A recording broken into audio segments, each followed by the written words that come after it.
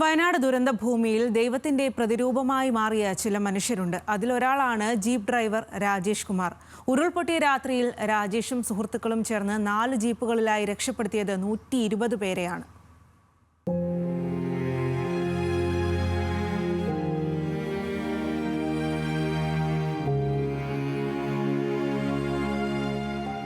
കുത്തിയൊലിച്ചെത്തിയ ഉരുളിൽ ചൂരൽമലയിലെ അനേകം മനുഷ്യർ ഒലിച്ചുപോയപ്പോൾ ആ രാത്രിയിൽ നിയോഗമെന്ന പോലെ ദൈവത്തിന്റെ പ്രതിരൂപമായി മാറിയ ഒരു മനുഷ്യനുണ്ട്. 900 കണ്ടിയിലെ ജീപ്പ് ഡ്രൈവർ രാജേഷ് കുമാർ. ഉരുൾപൊട്ടിയ മുണ്ടക്കൈക്കു താഴെ റാട്ടപ്പാടിയിലാണ് രാജേഷ് കുമാറിന്റെ താമസം. ഉരുൾപൊട്ടലിൽ രാജേഷും ഭാര്യയും 3 കുഞ്ഞുങ്ങളും രക്ഷപ്പെട്ടത് തലനാരിഴയ്ക്കാണ്. രണ്ടാമത്തെ കുഞ്ഞിന്റെ പിറന്നാളാഘോഷം കഴിഞ്ഞ് 12 മണിയോടെ ഉറങ്ങാൻ കിടക്കുമ്പോഴാണ് വെള്ളം കുത്തിയൊലിച്ചെത്തിയത്. പെട്ടെന്ന് കുട്ടികളെയും എടുത്ത് തൊട്ടടുത്ത കുന്നിലേക്ക് ഓടി. പകച്ചു നിൽക്കാതെ ജീപ്പെടുത്ത് സുഹൃത്തുക്കളെയും കൂട്ടി മുണ്ടക്കൈ ഭാഗത്തേക്ക് പുറപ്പെട്ടു.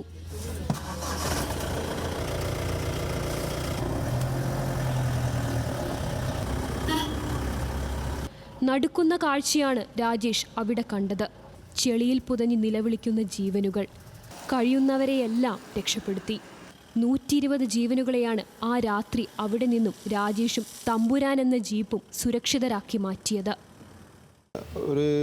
കുറേ ആൾക്കാർ, ഒരു 120ഓളം ആൾക്കാരെ നമ്മൾ അവിടുന്ന് ചളി പുരണ്ട അവസ്ഥയും പിന്നെ ഹോസ്പിറ്റലിലേക്ക് കൊണ്ടുപോകേണ്ട കേസ് കെട്ടുകളായിട്ട് ഒരുപാടുണ്ടായിരുന്നു.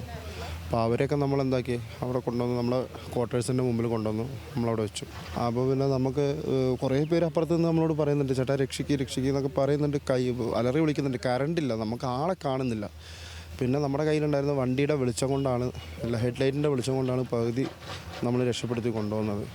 ഇതിനിടെ ചൂരൽമലയിലെ കളിക്കൂട്ടുകാരനെ രാജേഷിന് നഷ്ടപ്പെട്ടു. ചൂരൽമലയിൽ രക്ഷാപ്രവർത്തനത്തിലായിരുന്നു സുഹൃത്ത് പ്രജീഷ്. ആദ്യം ഉരുൾപൊട്ടിയപ്പോൾ ഫോണിൽ പരസ്പരം സംസാരിച്ചിരുന്നു. രണ്ടാമത്തെ ഉരുൾപൊട്ടലിന് ശേഷം ഫോൺ സ്വിച്ച് ഓഫായി.